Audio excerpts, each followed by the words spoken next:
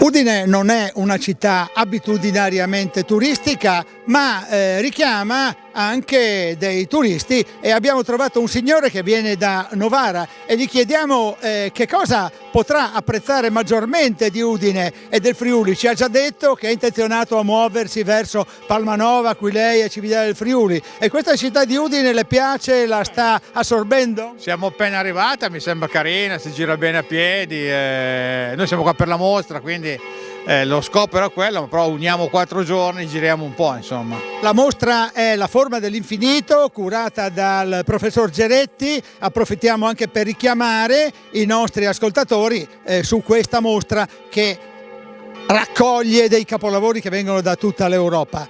Lei è venuto con la famiglia? Con la moglie e una coppia di amici.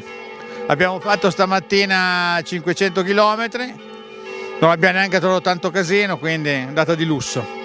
Novara è una città piemontese, è una città che per Udine ha dei richiami antichi, perché l'Udinese ha avuto un'antica rivalità con il Novara Calcio e hanno condiviso anche degli autori, tra i quali Bruno Fernandes. Esattamente, che è stato scoperto a Novara e poi è stato girato all'Udinese quando il direttore sportivo che era a Novara è venuto a Udine. Purtroppo sono ricordi brutti per noi, perché adesso siamo in Serie D, primi in classifica con 10 punti di vantaggio, ma la tristezza nel cuore rimane. Ma Udine mi piace lo stesso. Ma senta, questa campana ha terminato proprio con queste parole sul Novara Calcio. Agli azzurri di Novara facciamo gli auguri per il ritorno almeno in Serie B.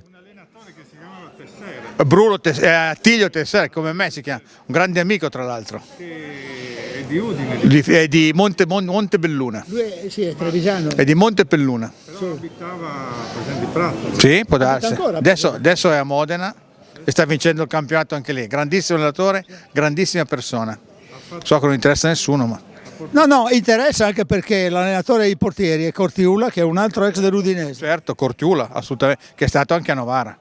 Ha sempre seguito. Ha sempre a Tessere, è così. Siamo quasi parenti, insomma. Il Tessere è famoso per aver portato in Serie B anche il Novara. Ha vinto la Serie C e poi ha vinto la C2, C1 e poi la Serie B. Col Pordenone uguale, con la Cremonese uguale, adesso scusate se è poco.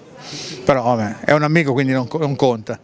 Allora, dallo sport alla cultura, questo mixage ci è piaciuto, le auguriamo di vedere cose molto belle. Quello è il castello, il castello di Udine è un simbolo della città e del Friuli, di questo Forum Iuli, e noi vi parliamo dalla piazza più significativa che raccoglie i contributi della Repubblica Serenissima San Marco, piazza San Giacomo, oggi piazza Matteotti. Grazie. Arrivederci.